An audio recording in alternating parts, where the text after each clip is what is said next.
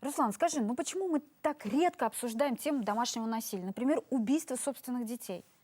Убийство собственных детей, ну, потому что ни оправдания, ни понимания на самом этому нет. И это за пределами человеческого понимания. На самом деле это может совершить только конченый, либо псих, либо подонок. Но одно слово «конченый». И это обсуждать, ты считаешь, не нужно? Ну, правда, слово «конченый», оно мужского рода, да, и там женщине, которая убивает собственных там грудных младенцев, мы пытаемся найти какое-то, ну, не оправдание, а объяснение. Потому, типа, она оказалась в такой ситуации, да. Руслан, ну ведь давай не будем искать оправдания, объяснений. Да? Мужикам оправданий нет, просто ставить к стенке, да. Я не хочу искать оправдания, я хочу понять, что можно сделать, чтобы этих убийств, этого домашнего насилия не было. Вот о чем хочется поговорить. Давай обсудим, давай обсудим.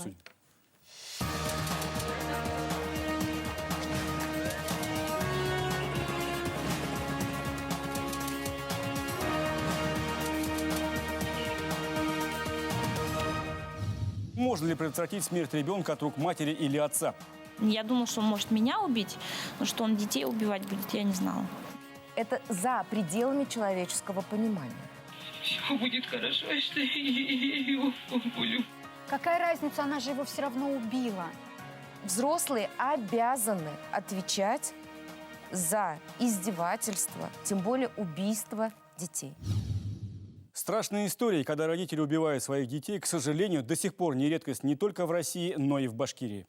Не редкость и то, что случается это с виду в благополучных семьях, где близкие уже после трагедии заявляют, ничего не предвещало беды. Насколько это правда или наша традиция не лезть в чужие семейные дела только способствует таким трагедиям? Как такое вообще становится возможным и можно ли предотвратить смерть ребенка от рук матери или отца? Эти и другие вопросы безопасности внутри семьи обсуждаем сегодня в программе «Честно говоря» вместе с Алсу Сликаевой и нашими гостями в студии. Итак, представлю их.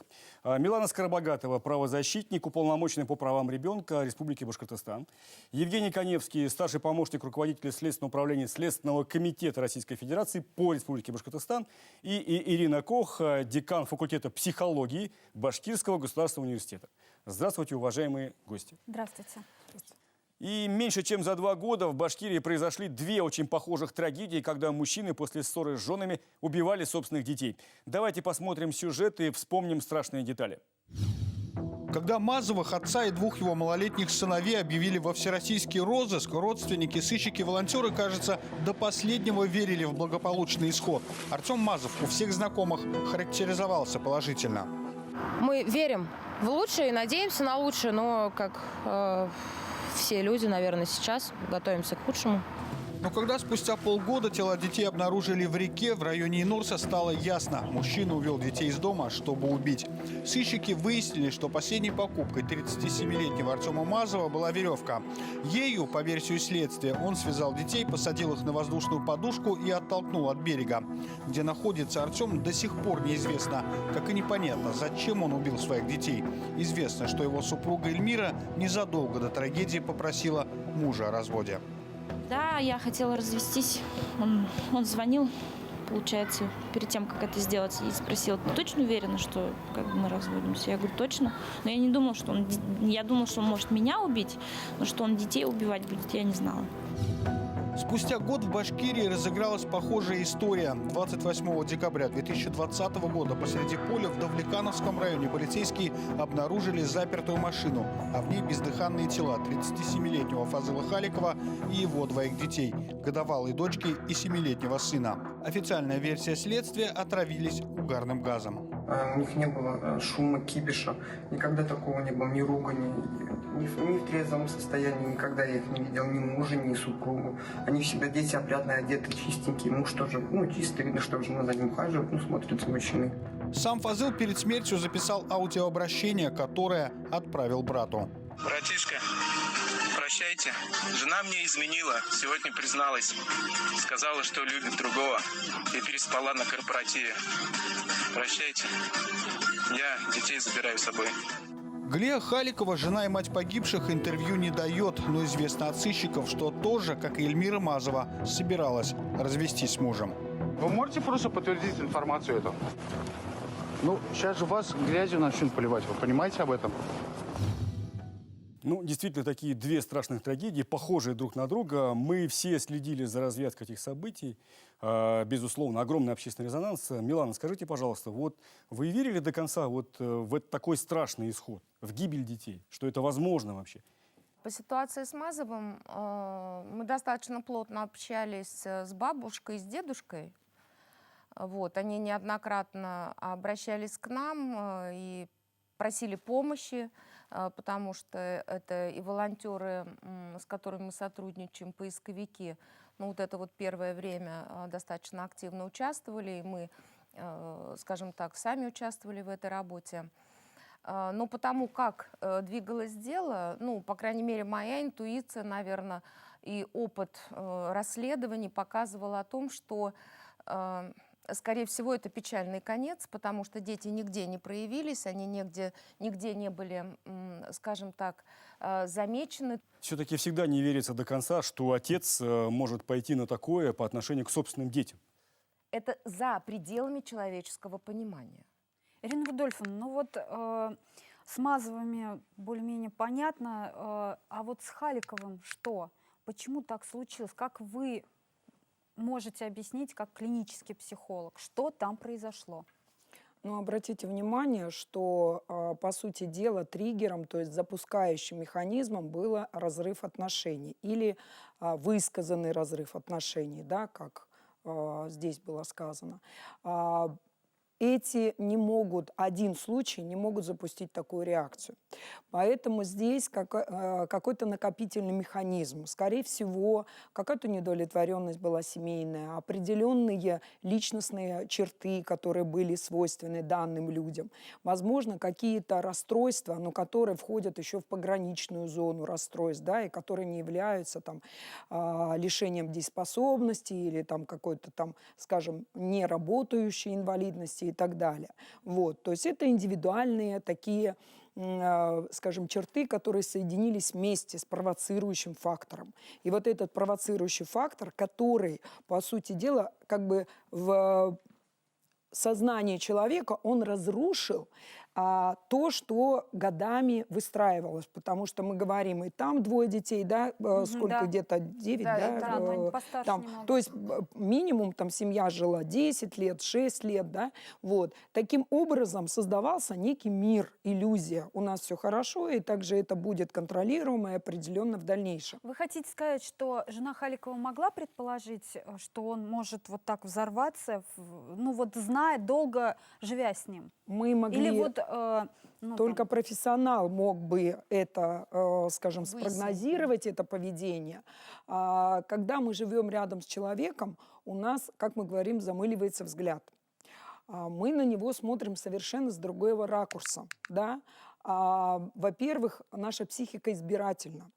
И если, например, мы когда-то решили, что у нас замечательный супруг или замечательная супруга, мы будем исходить из этого ракурса и очень много не замечать. А с ним мы и жить не будем. Ну зачем нам жить с незамечательным супругом, да? Как из той серии, да, что... но при чем здесь дети? Ты хозяин собственной судьбы, ты делаешь с собой, что хочешь. Хочешь, я прошу прощения, своди счеты из жизни, если так надо. Но дети здесь К при чем? сожалению, дети становятся механизмом для мести.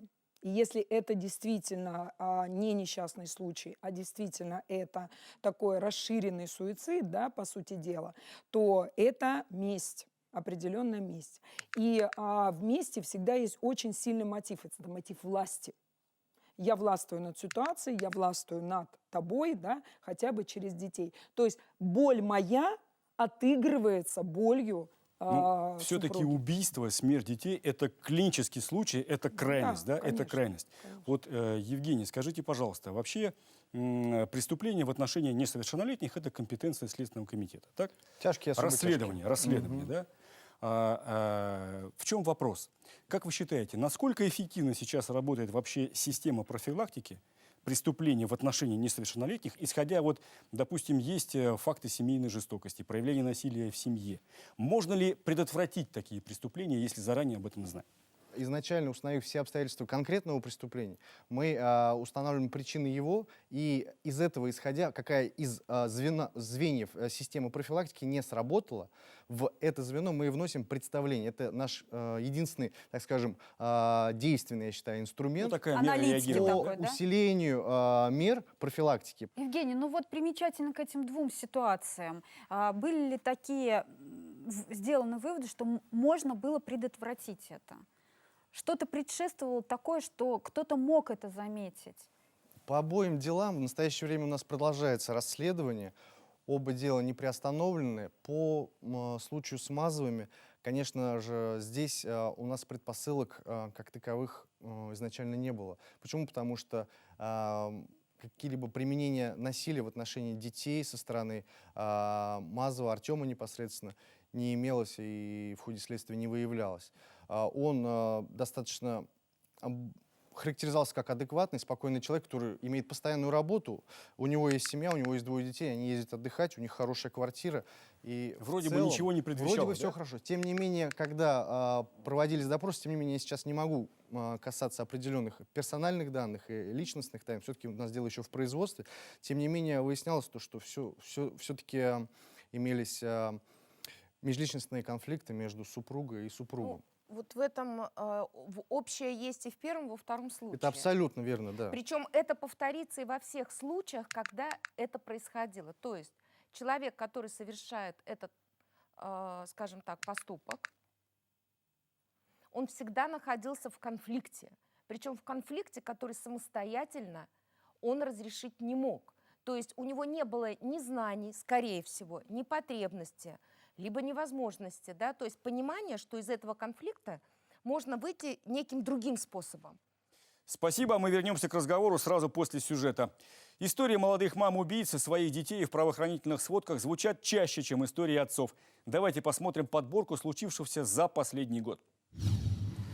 Проходя вот этот контейнер, 3-й контейнер с краю, слышу писк какой-то непонятный, но я... Этот мужчина, проходя мимо мусорных контейнеров в Туймазах, едва не лишился дара речи. В баке вперемешку с мусором лежал новорожденный ребенок. Не раздумывая, он схватил малыша, отнес в теплое помещение и вызвал сотрудников полиции. По горячим следам сыщики вычислили, что новорожденный принадлежит 35-летней Алие Гемрановой. Беременность она свою скрывала, на учете не состояла, родила ребенка в туалете и отнесла на ближайшую помойку. Я не думал, что этот так за жизнь этот, ну как... Что жизнь спасет его так случайно на прогулке. Да, это... А это уже Уфа. Ранним утром из окна 9-го этажа мать выбросила свою 2-годовалую дочь, а затем выпрыгнула и сама. Их жизни спас большой сугроб снега возле дома. Обе были доставлены в больницу с серьезными травмами. Сидела в подъезде, разговаривала по телефону. Что делала? Ну, сидела, просто разговаривала. А настроение у него как с виду Но было? она смеялась, нормально было. Следователи выяснили, что у женщины имелось психическое расстройство – шизофрения. Здесь, конечно, надо создать орган в системе МВД, который будет заниматься как раз-таки выявлением и пресечением указанных преступлений. Ведь на сегодняшний день это возлагается только на одного человека, эти полномочия, на участкового. В Балтачевском районе республики за 1 год произошли 2 похожих случая убийства новорожденных. В марте 2019 года в деревне Нижнее Иванаево было обнаружено тело 2-месячного ребенка. По версии следствия, его убила родная мать. А уже в марте 2020 в местную больницу женщина сама принесла мертвого ребенка. Сыщики выяснили, что она родила девочку в бане и оставила ее там. Спустя некоторое время спохватилась и отнесла свое дитя в медучреждение, но было уже поздно. Состояние после родов трактуется законом как смягчающее обстоятельства. За убийство новорожденного мамам российские суды чаще всего выносят наказание в виде условного срока от 2 до 4 лет. В тюрьму отправляют в крайних случаях. Есть у нас история, когда молодые мамы убивают новорожденных детей, чуть подросших детей. К сожалению, это не редкость. И это даже чаще звучит, чем убийство отцами своих детей. Как здесь интерпретировать, что с ними происходит, и можно ли как-то воспрепятствовать этому? Ну, вы правы, по статистике самые избиваемые дети до 2 лет. То есть это и младенцы, и те, которые вот совсем еще маленькие. Здесь очень много есть причин, в том числе и послеродовая депрессия, которая не воспринимается как заболевание. А это Воспринимается достаточно как заболевание кем? окружением. Обществом. Да. Ну вот, да, тяжелая такая была, ну, работа, скажем, выносить и родить ребенка. Мы понимаем, немножко снизилось настроение, а там же очень серьезный комплексный вообще подход к лечению той же послеродовой Так депрессии. в чем проблема? Если мы понимаем, что послеродовая депрессия – это страшно, то почему нельзя здесь и сейчас уже работать над этим? В женских консультациях проводить какие-то разговоры? Чем можно помочь? Чем можно помочь? Нет, там проводятся, конечно, но суть еще идет в том, что у нас не высокий уровень психологической культуры. И То есть носит заявительный характер такая помощь. То Да, есть человек она должен добровольная. ее попросить. Она добровольная, она не обязательная. Вот мы знаем, что намного мягче приговоры, когда вот только родился, она его там утопила в бане. Вот вы можете как-то охарактеризовать, что за женщины, которые так относятся, ну, как-то они похожи между собой? Если говорить касательно непосредственного убийства матерью новорожденного Да. ребенка, это мы относимся к категориям привилегированных так называемых преступлений. Почему? Потому что, как известно, мать после рождения, она находится в тяжелом эмоциональном состоянии, возможно, испытывает стресс, возможно, у него имеется послеродовая депрессия. И это трактуется законодательством как смягчающее обстоятельство. Вы понимаете, в таком состоянии, можно я вот добавлю? Дело в том, что женщины, убивающие своих детей, они часто их не воспринимают как отдельные личности, что они убивают человека. Это же, как, простите, мое продолжение. Это я родила, это я являюсь автором. То Вот, есть есть так некое сказать. собственническое отношение Как, к тому, как что к я... имуществу механизмы и так больше, далее. не как к живому существу. Как к нечто себе, но не я. Я наблюдаю, что в последнее время, кроме информационной повестки эмоциональной 3 дня, далее это повисает в воздухе. И у меня есть великая внутренняя тревога, что мы как-то постепенно начинаем к этому привыкать. Да. И мне кажется, в этом весь ужас.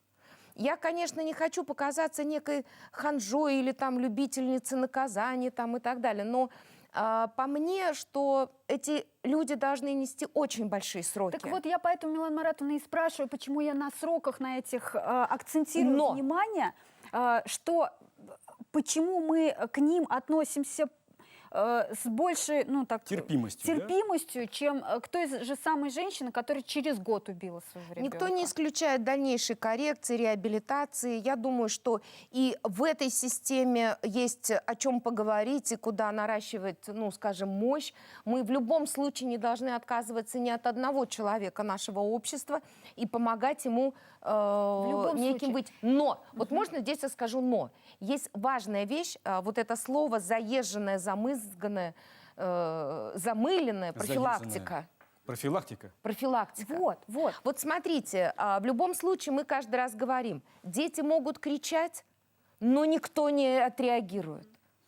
Никто из соседей может не позвонить, просто не дойти до квартиры, постучать, отреагировать. Просто поинтересоваться, что происходит. Что происходит? Может, помощь нужна, может, ребенок заболел, а она одна дома, да? И понятно, что эмоциональный накрут там через месяц, через какое-либо время, ну, может прийти. Я к чему? Я к тому, что если мы понимаем, что женщина бывает после родовой депрессии, ну, может быть, должны быть специальные программы, которые ее готовят к этому периоду. Почему специальных программ? Ты даже, когда, если родишь, допустим, ты в этом психологическом состоянии, но есть же родственники вокруг, есть близкие, Ну, а которые если могут ты понимать... не понимаешь, что это не норма? Я не понимаю, что это не норма, когда я уже в эмоциональном напряжении, меня только кто-то может остановить. Когда вот эта холодность, не сочувствие, да, не помощь. Ведь женщина тоже оказывается в очень сложном мире. С ребенком, с проблемами, которые есть. Потому что на самом деле я не хочу здесь как-то выходить на позицию феминизма, но далеко не каждая сегодня в наших реалиях может справиться с теми трудностями, которые есть. И нужна конкретная помощь, внимание. Спасибо. Мы вернемся к разговору буквально через несколько минут. Пожалуйста, не переключайтесь. Сразу после рекламной паузы продолжим. Смотрите во второй части программы. Надо ли ужесточать законодательство? У нее были достаточно конфликтные отношения с бывшим супругом, с отцом ребенка. Все будет хорошо, что я его люблю. Какая разница, она же его все равно убила. Взрослые обязаны отвечать за издевательство, тем более убийство детей.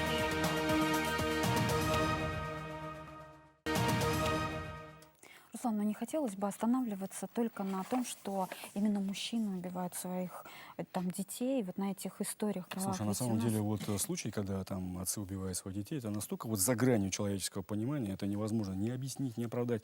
Но, к сожалению, вот случаи, они бывают очень часто, когда матери убивают своих вот грудных младенцев, мы как будто начинаем...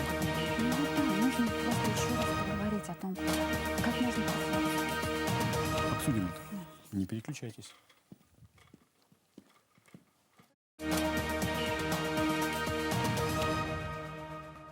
В эфире БСТ, программа «Честно говоря». И сегодня мы обсуждаем тему семейной жестокости, которая оборачивается смертью детей. Можно ли избежать таких трагедий?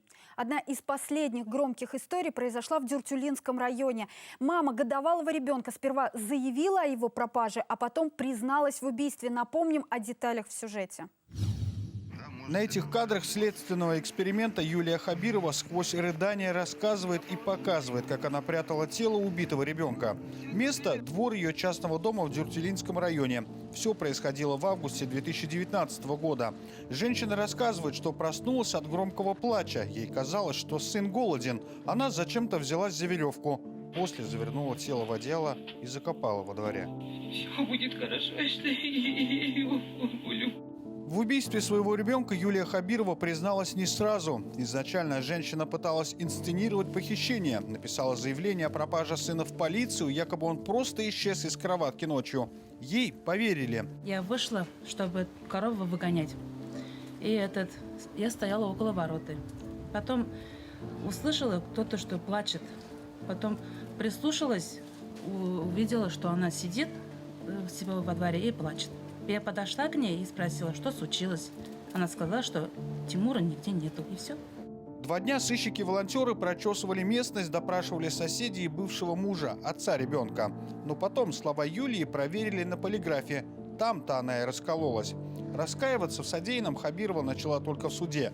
У женщины есть еще старший ребенок, 5-летняя дочь. Но это не стало смягчающим обстоятельством. Суд назначил наказание в виде 15 лет лишения свободы в колонии строгого режима. В процессе расследования вот к каким выводам вы приходите? Ну, если взять, например, случай убийства матери ребенка в Дюртюлинском районе, который случился у нас в позапрошлом году, там мы непосредственно выясняли, как мать сама характеризовалась, какие у нее были условия жизни, потому что изначально были предпосылки, что, возможно, она сделала это из безысходности, возможно, ей нечем было кормить его. Вот. Тем не менее, мы выяснили, что она обращалась 1 или 2 раза, сейчас точно не скажу, в органы опеки с вопросом о том, можно ли мне предоставить няню, бесплатную няню. Она в психологический центр обращалась. Да, узнавал. Также можно И помощи иногда психологической оставлять. она там тоже просила. Да, передержать ненадолго ребенка. Вот. Ей сказали, то, что у нас няня там на возмездной основе имеется, и хотели помочь ей подыскать работу. Тем не менее, работу она успела найти сама, и впоследствии мы допрашивали очень многих людей из ее окружения, и все характеризовали ее как достаточно хорошую, заботливую мать, которая там при первом чихе бежала с ребенком в больницу. То есть в целом она имела машину, у нее была работа, и она нанимала няню. В принципе, у нее был... И посмотрев ее те же самые интернет-покупки и другие потребности, то есть в принципе она не была за гранью бедности, за гранью, в критическом состоянии. И когда мы разбирали непосредственно мотивы ее совершения, что интересно, она признала вину, показала место, где она захоронила своего сына, но до последнего момента не рассказала, почему она это сделала сама. Но исходя из совокупности собранных доказательств, мы уже пришли к выводу о том, что у нее были достаточно конфликтные отношения с бывшим супругом, с отцом ребенка. И во многом она отказывалась от его помощи, от его денежных средств, от какой-либо вообще помощи. И тот случай, она просто была в волнении, но не в психотравмирующей ситуации, в волнении ночью, когда ребенок сильно плакал, просто не выдержала и задушила его. Вот.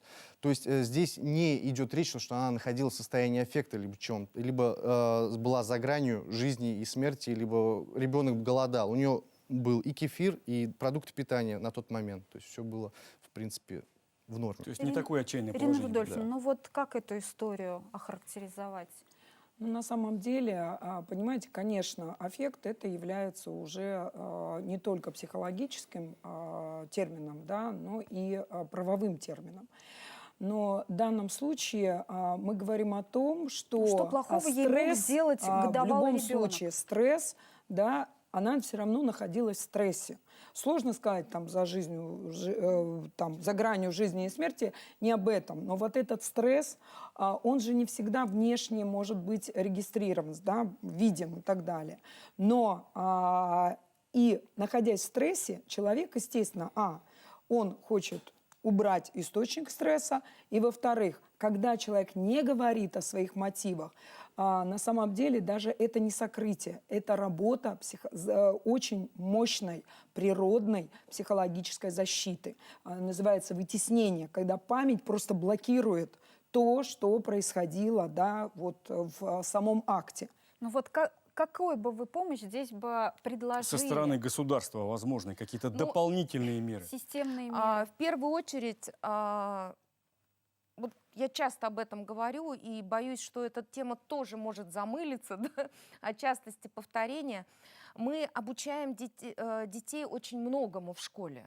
Они решают невероятные вещи. Они пишут чудесные сочинения. Они знают несколько языков. При этом абсолютно не имея представления об основах психологии, как работает человеческий мозг, как выстраиваются человеческие отношения, как ты входишь в конфликт и какие есть пути выхода из него.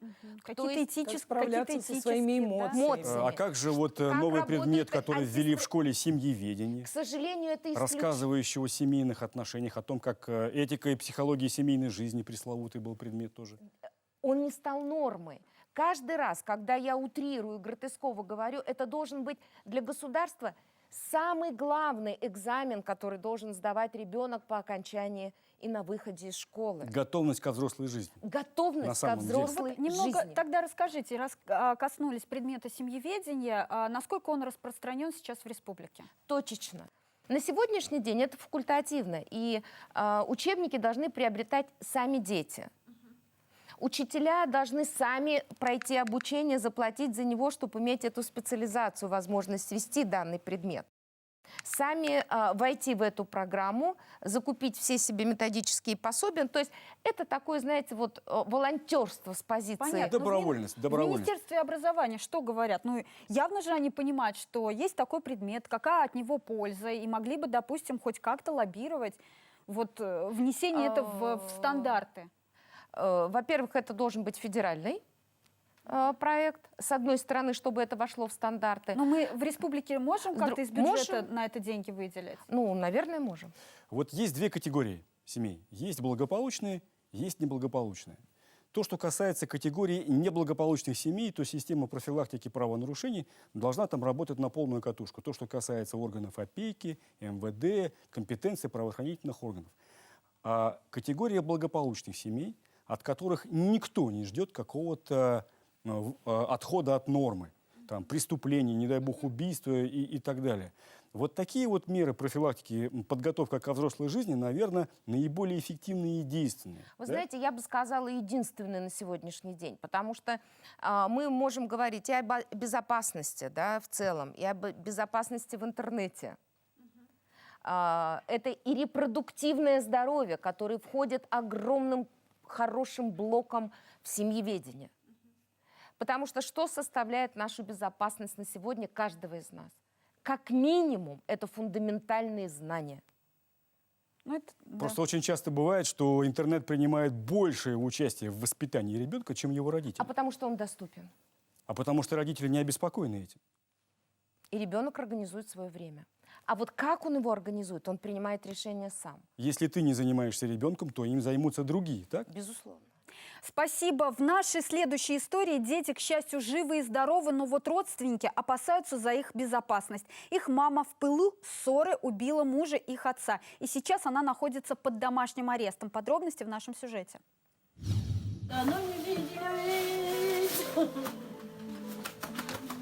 Каждый раз, когда 6-летний Ильгиз приходит к бабушке, он зовет ее в гости к себе.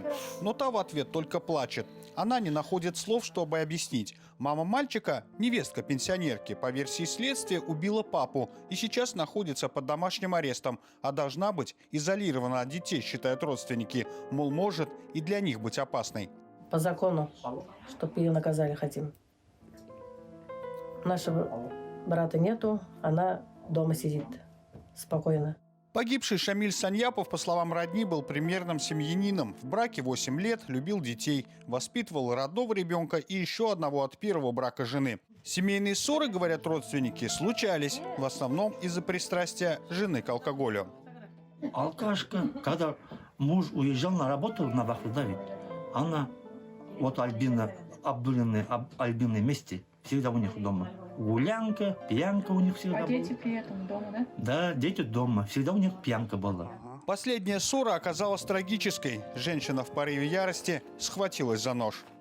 Вот в этом доме, который находится за моей спиной, произошел трагический случай. По версии следствия, жена ударила ножом мужа в сердце, но вместо того, чтобы после этого вызвать неотложку, зачем-то обратилась за помощью к соседям, а в скорую помощь позвонила спустя 3 часа, но было уже поздно.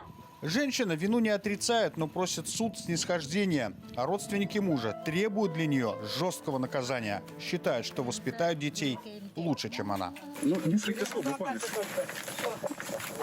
Ваша дочь, получается, убила своего мужа? Только с адвокатом.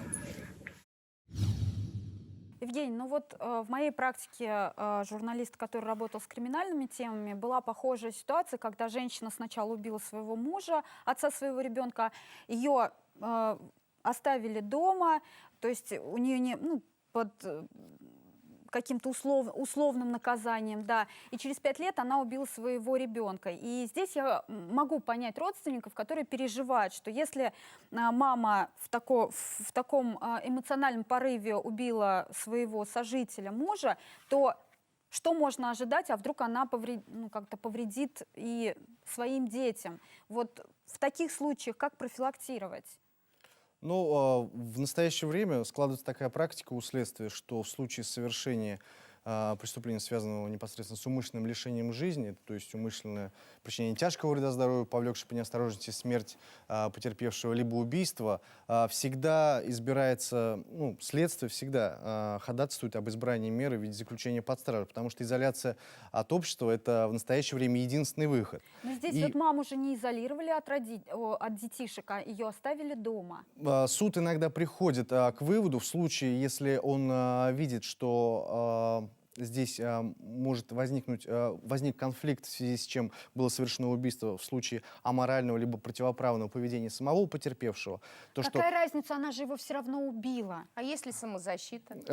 Если стоит вопрос даже не сколько о самозащите, тогда бы мы сразу возбудили, возможно, превышение пределов необходимой обороны. Но в случае, если стимулятором этого произошло именно аморальное поведение супруга, то и у женщины имеются на иждивении 2 детей, и, в принципе, понимается, что больше некому за ними смотреть, то суд может прийти к выводу, чтобы оставить ее под домашним арестом. Но, опять-таки, это нужно исходить из характеризующего материала, который мы, в принципе, и собираем изначально.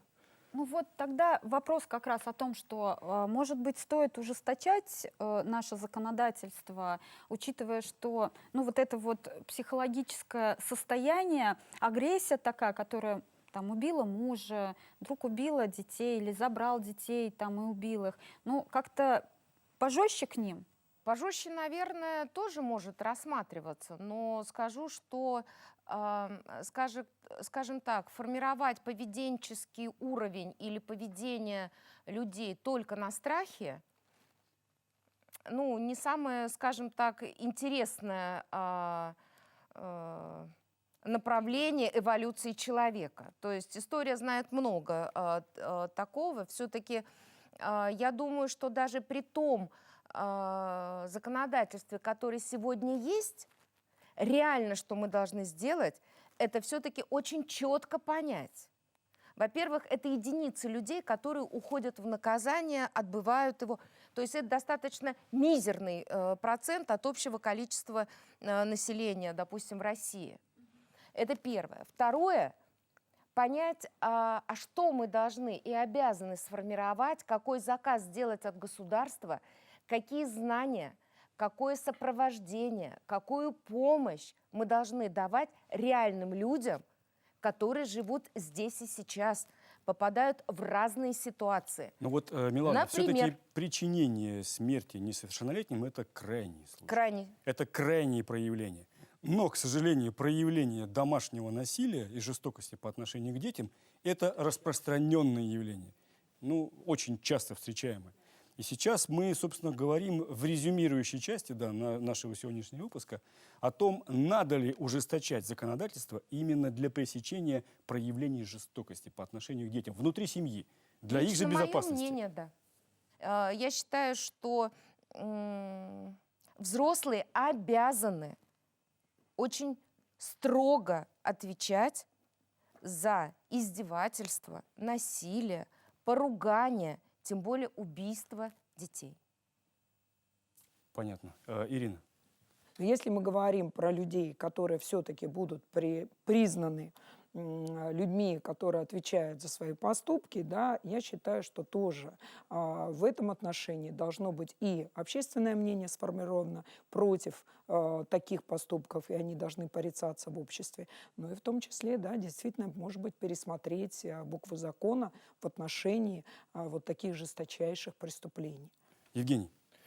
Ну, вы знаете, что касается непосредственно тяжких и особо тяжких преступлений, здесь, я думаю, стоит уделять больше правоприменительной практики.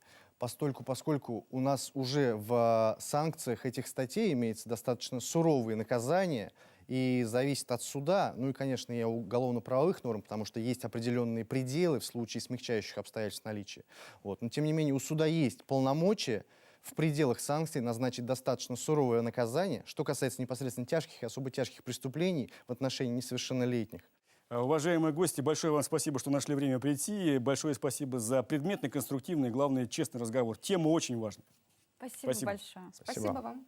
Спасибо.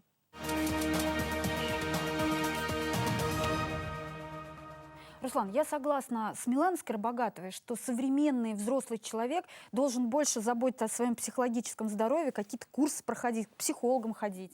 Психологи.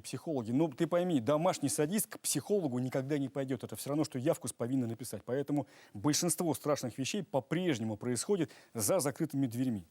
Хочешь сказать, что вот нужно так влезть в семью так, чтобы туда не влезать? Вот где эта грань между личным и общественным? Ну, кроме шуток, вот печально знаменитая милицейская фраза, да, вот когда убьют, тогда и приходите, на самом деле она родилась не на пустом месте. И большинство жертв домашнего насилия, они забирают обратно свои заявления. А ребенку, ему даже пожаловаться некому. Ребенку не нужно будет жаловаться, если каждый взрослый полечит себе голову. Тебе слово. Честно говоря, в каждой избушке свои погремушки, и никто не любит выносить ссор из избы. Реальность кусается, и в жизни нашей грешной всякое случается. Но есть красная черта, которую переступать нельзя, и имя ей слеза замученного ребенка. Если где-то рядом с нами убивают детей, значит, что-то на свете пошло не так. И никакая обида на весь мир или отчаяние этому не оправдание. До свидания, берегите себя и своих близких, смотрите, честно говоря, на канале БСТ и во всех соцсетях страны.